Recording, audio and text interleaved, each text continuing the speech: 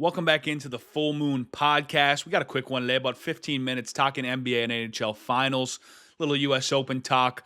We've got today on X a mailbag question, and then State of the Moon, which we're a little disappointed with this week's episode. Got busy at work. Our schedules didn't line up with any guests, so we got a solo pod today. Not the way we wanted to respond after getting a dream guest in Buccigross for episode 3. But we live and we learn. It's a learning lesson. But anyway, we still got some good rants today on the pod. So I hope we can sneak into your podcast schedule and let's give it a rip.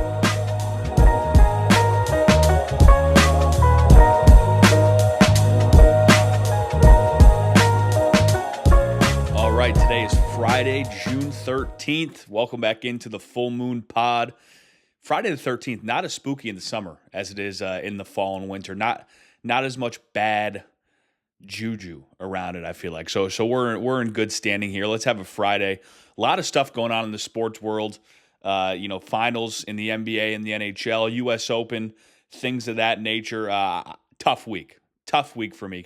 Being right now, I tried to nail down multiple guests after getting Buccigross, and I'm still riding the high though of snagging Bucci. He was on Ryan Russillo yesterday on Thursday. Ryan, you're a week late, buddy. Try to keep up. As a remote falls, try to keep up in this podcast game, buddy. Okay? So that was incredible. I mean, that was truly a childhood hero. Someone who had an integral part in my love for hockey and my love for sports media, watching him and Barry Melrose and late night LA Sports Center all the time was just unbelievable, right? So to have him on the podcast, for him to be nice enough to come on was so cool. But like I said, no guest this week. I mean, this is the first week, obviously, we're in episode 4, so the fourth week of the pod, and the first time work has really gotten crazy, and it's really tested me and taught me a lesson on, okay, I really need to work harder to plan ahead, but we'll get to that in State of the Moon. For now, I mean, let's get right into some of these hot topics. I mean, like I said, a lot going on in the world, and we're going to start on a serious note out there in Los Angeles. You know, a lot of crazy stuff going on, and I really want to talk about Mookie Betts playing shortstop. I mean, I don't know how the Red Sox ever let this guy go. You want to talk about if the Sox could use a star right now that could just move around and play pretty much any position on the goddamn baseball field, it could have been Mookie Betts, but they didn't want to pay him. And that's my fear is as the Red Sox, and you know, fans are extremely emotional. They are fanatics. And they were all clamoring. Sox fans were all clamoring that they want to see the big three, Campbell, Meyer, and Anthony, in the show, right? And I feel like that's typical of a fan base. When your team's struggling, you want a spark. As fans, you want some entertainment. You got some of the best prospects in baseball. Let's call them up. It's on the front office to be a little smarter and not listen to the fans and not think like a fan and think like a professional who has the bigger picture in mind, right? But this is one of the rare occasions where I truly feel like your average common fan who was calling in to 98.5 and begging for them to call him up. Felga, I don't know what the Sox are doing. They're going to call up this Anthony guy. What are they wasting time for? They're going to call up this Anthony guy, Felga. That Johnny from Dorchester he was correct. These guys needed to be in the show, and I understand they're trying to manipulate Anthony's clock, which is common of a baseball team. But how about when the time comes, instead of trying to manipulate his clock, Jesus, pause. Instead of trying to manipulate his clock, how about we just pay the guy? When it's time to pay him, instead of making the Mookie Betts mistake, holy shit, I'm having a rough one. Why don't we just fucking pay the guy? I feel like that is a good solution to all this. But anyway, Sox have won both their series since calling up Meyer and Anthony, and they're trending in the right direction. But Mookie Betts, man, the big news out of L.A. This week. So, I mean, he can do it all. And that's baseball talk. I mean, Sox are rolling. They got a big one against the Yankees this weekend starting tonight. We'll get right into the NBA Finals. I mean, the Pacers, I don't know anybody. I didn't hear of anybody, sports media-wise, even any of my buddies, giving me a reason to believe in this Pacers team. Game 1 was cool, right? And Tyrese Halliburton has had his moment of just a long string of lists. I don't think anyone's had this many game winners in a single playoff. So he's etched himself into history and become a superstar. He has that game one. Then the Thunder do exactly what everyone thought they were going to do in game two. It really looked like it was going to be a gentleman's sweep because the Thunder made it look so easy. They were so impressive in that game two. And then the Pacers with their army of role players, just it feels like any given night with this team. And I think that's what makes, we talked about the era of the role player. I think that's what makes the Pacers so interesting is they have a plethora. They have legitimately an army of a bunch of guys that if you gave an average basketball fan, you put them on the screen, they would not know a single fucking player on that court, maybe outside Halliburton at this point. Your average basketball fan, someone who, pops in for the playoffs and now again and only really keeps up with the stars, they would have no idea what's going on in that court. And the Pacers TJ McConnell. There's something about that McConnell guy. He just plays the game the right way. You know what I'm talking about? He's a pit bull. He's a little fucking rat. He's almost like a hockey player on the basketball court, the way he goes about his business, the way he just annoys you. He's pesky. He does the dirty work. And you got to love his game. And then Mathurin popping off for 27 points. Just a random, not random. Obviously, these are NBA players. They're very skilled players. They're on their key role. They play key roles on an NBA Finals team. But in the grand scheme of the NBA, these are random. It's kind of a ragtag group they've got there in Indiana. You know what I mean? Some guys that didn't work out at their first spot, and now they're coming, and they've all kind of joined in Indianapolis and are making this special thing and find themselves up 2-1 in the finals against a Thunder team that people were putting up there with, some of the best that we've seen in a long time.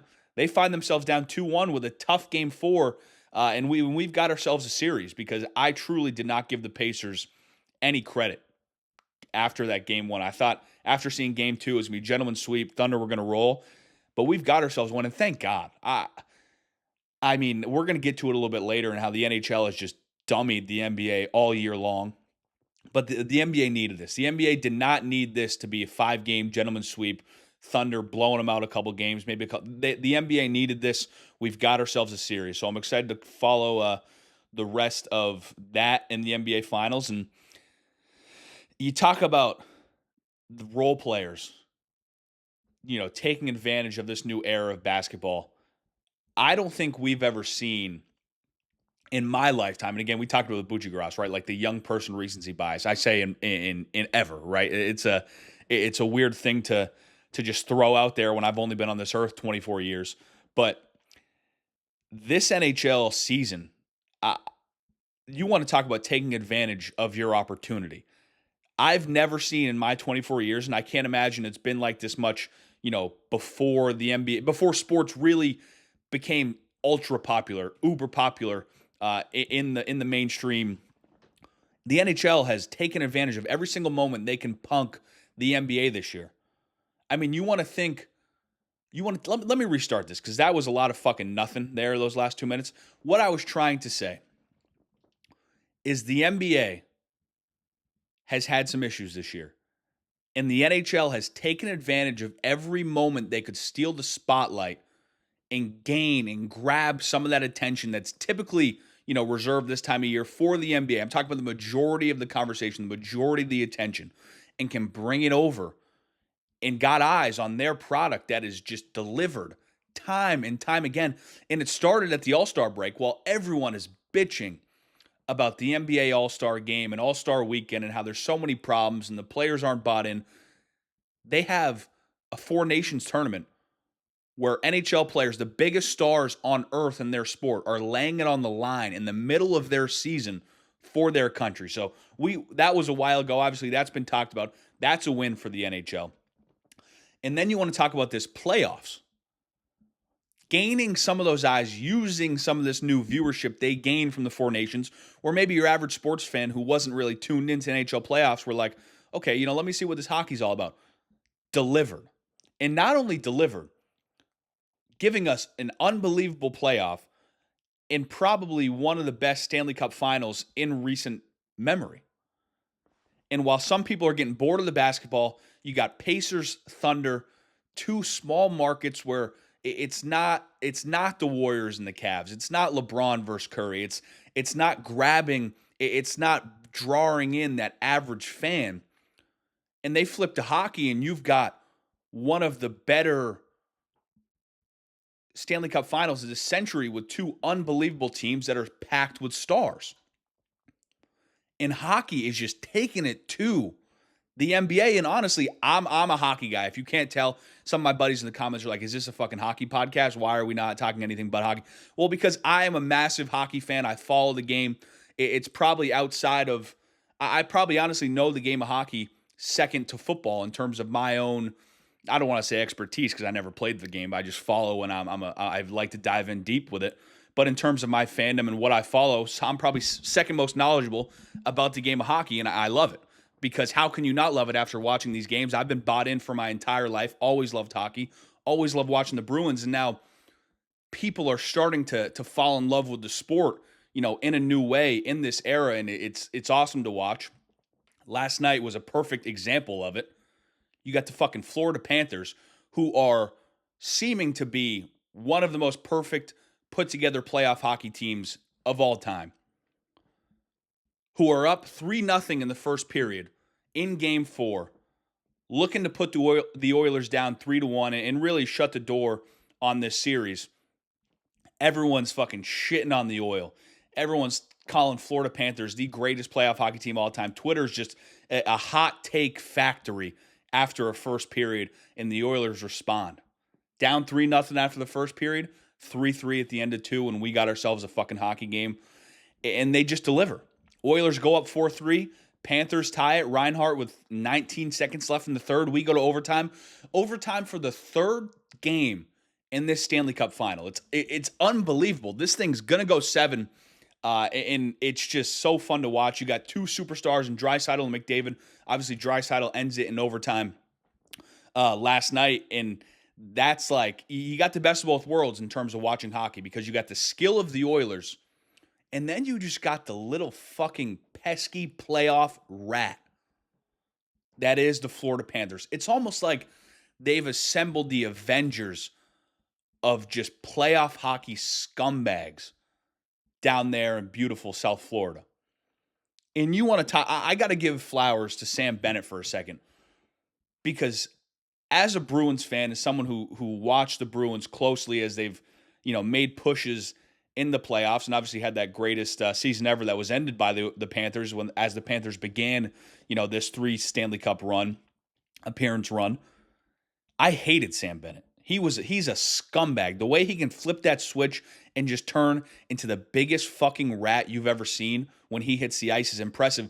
But I've grown to appreciate it. That Game 3 goal where he goes and lays a dude out from the Oilers in the defensive zone, then takes a breakaway on the other end in the same sequence and buries it to really put it to the Oilers in Game 3 and seal that win, was exactly why he should be paid whatever the fuck he wants this offseason as he's a free agent. Because, listen, I understand you need players to win you games over a long regular season, to get you good seeding, to get you to the playoffs. But dudes like that are the type of guys that actually win you a cup.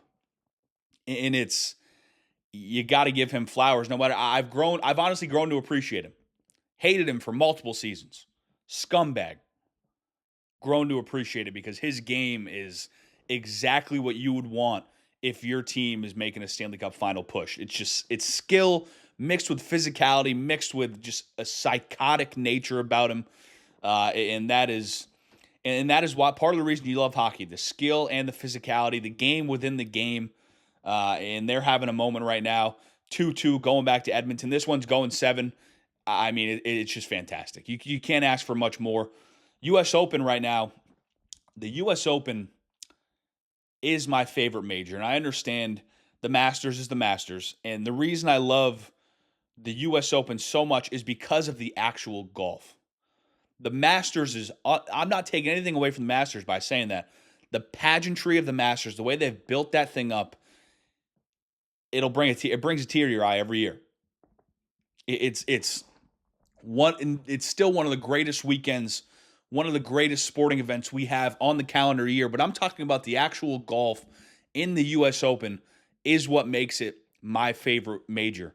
Because watching these guys scramble like I would at your local Muni, obviously they got to make the course damn near impossible to make these best golfers in the world scramble. But it's unreal. Watching Scotty Scheffler get frustrated and watching him this morning play these weird lies, play these balls out of the deep rough, and he's looking like they're making him look average. I mean, obviously he's not fucking average, but to the untrained eye, the way he looks out on that course sometimes, you go, that looks like me hacking around at the local Muni, and that's what you appreciate about the U.S. Open. Brooks Koepka, as of right now, is 2 under. I think he's tied for second. He's having himself a day. And I want to touch on this real quick. We're actually, and this is something I meant to bring up, nice little segue.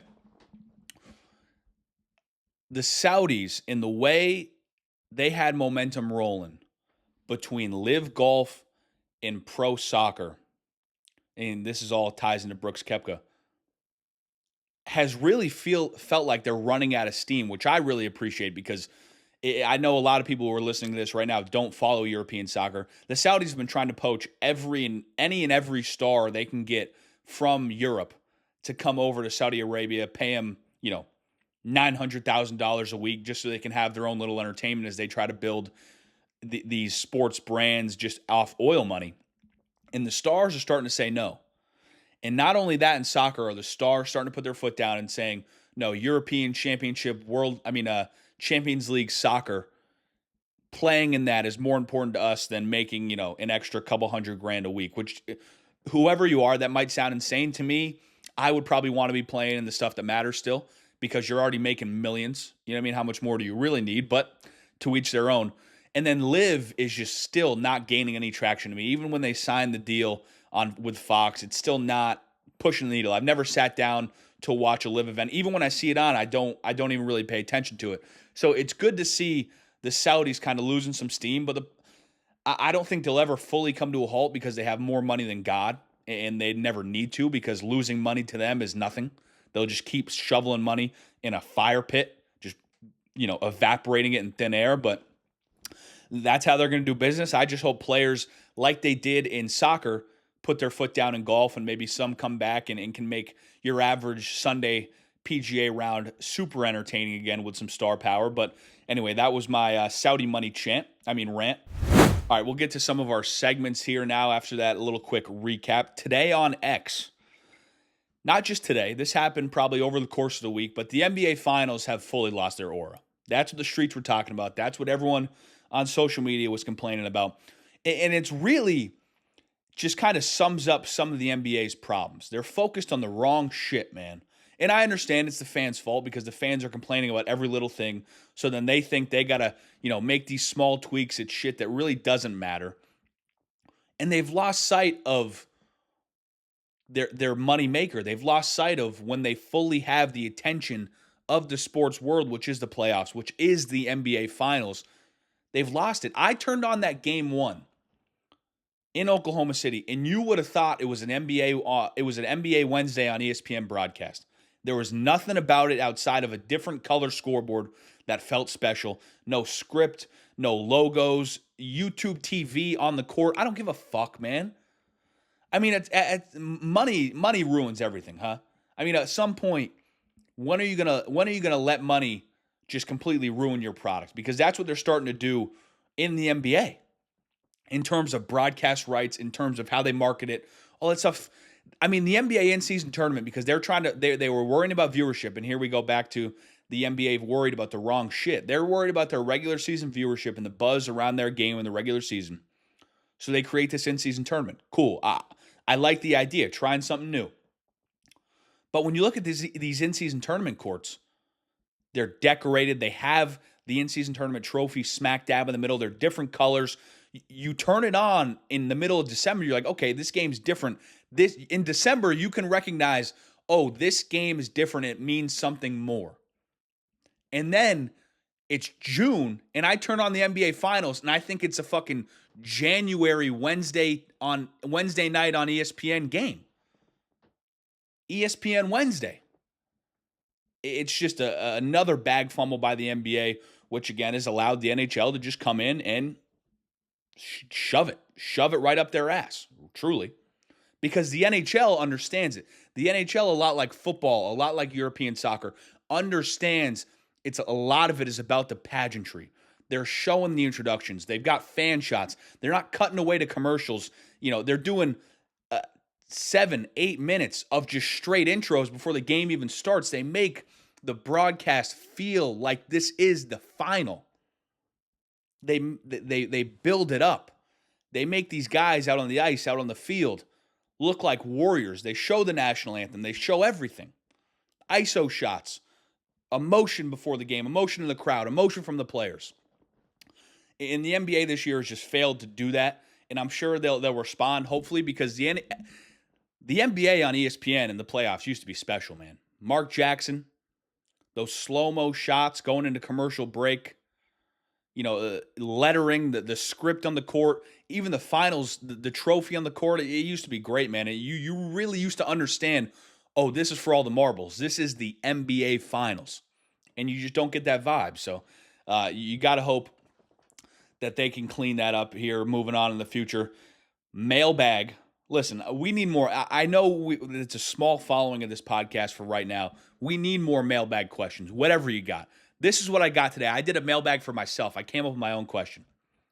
How many people I was sitting there last night scrolling TikTok because you get home, man. You get home from these shifts for work and I'm not live in the 11 o'clock until like 11:23. By the time you sit back down, cut some stuff for video, for social media, for the website, you're not getting out of there till after midnight. So I'm laying in bed. And I'm just not a guy who can just lay down in bed and instantly fall asleep. So I'm laying there like 2 a.m. last night. I almost thought about doing the podcast right now, like right then. But I'm scrolling talk, and I see this video of this tourist in Europe getting their phone snatched because they were trying to take like a cute, trendy video. They set their phone down on the street, wanted to do like a dancing in the street type of deal. And some dude just came in and snatched the phone up, ran off with it. They got it back. But it makes me wonder, how many idiots do you think in a foreign country, whether it be Europe, whether it be a different continent, you know what I mean? Somewhere where you're away from the States, or maybe you're a European going somewhere else, right? How many times do you think someone has tried to take a cute video or a trendy video for social media and some motherfucker has just ran up and snatched that phone and took off with it? I mean, I really want to know, because obviously, I see that one that goes viral, but there's got to be so many more. So it just makes me wonder. I want to say that probably occurs a couple times a day over in these touristy spots. You know what I mean? You always hear about the pickpocketers. Imagine handing it to them on a silver platter. Hey, I'm going to make your job easy, buddy. No need for the sleight of hand. No need for the extra person to come distract me while you pick my pocket in the back. I'm just going to fucking put the phone down, rest it right on some cobblestone, and I try to dance with some sound over to make a TikTok. You just fucking run the halfback dive, scoop that thing up, scoop and score like you're a fat defensive lineman, and the quarterback and the running back had a little bobble on the handoff, and you just take that thing home, man. You take it for 7 to the crib. Got to happen. Okay, that was my mailbag, so please fucking send some shit in so I don't have to come up with some dumbass shit like that. Please. Thank you. All right, we'll finish. State of the Moon. This was obviously not great. This was we get Bucci on, and how do we respond? We take a step back, which is not ideal. This is like picking up a ranked win in September, and you come home for a game you should win. We were 17-point favorites this week, man, and we fucking blew it. And it's a learning lesson. You know what I mean? That's what we're doing. That's what the State of the Moon is for, to watch the film, to reflect, to take some notes. We got to be better. And part of it is me adjusting to doing this on a full work schedule. This is the first week work has gotten really crazy where it's impacted the podcast. But I can't allow that to happen. I'm swinging and missing on guests. I need to do better where I need to just get it in advance. Book this shit in advance. I couldn't even get my dad. It's Father's Day coming up. I couldn't even get Big John to join us because he was busy, and I asked too last minute because I was busy. I can't let that happen, man, so I'm going to be better in the future, but we did pick up. Look at this new, if you're watching on video, you're probably not, but if you're watching on video, we picked up a new Shure M7 Plus microphone. I think it's sounding a lot better. I really hope it is. Fancy. Ask ChatGPT, what are the professionals using, chat? Chat, what are the professionals using? The professionals were using this really high-end one, like $400. I chose, a little cheaper option, but this is still quality, man. This Shure M7 Plus is still quality, so I'm fired up about it. But like I said, we get fucking Butchergrass on, which is a home run for episode 3. We picked up a big ranked win on the road in Neyland Stadium down there in Knoxville, Tennessee. And what do? We piss down our leg next week at home against a fucking FCS opponent, man. But it was fun to rant. Like I said, it's we're going to keep this train rolling. We're going to get Big John on next week. He's going to be our guest to talk some prosthetic perspective and give us some takes because he should have been on this week for Father's Day. That's a bag fumble by me. We're going to get him on, and I hope you enjoy the weekend. Father's Day and U.S. Open, man. It's one of the best Sundays of the year. You get to enjoy it. Playing golf with my dad late Sunday morning. Going to settle in on the couch, lock in a bet for who we think's going to win that day, and ride off into the sunset. So, thank you guys for listening. Please wish your fathers a happy Father's Day. You never know, you know what I mean? You just gotta show them you appreciate them, every single time you can. Love you, Dad. Thank you guys for listening. We'll see you next time.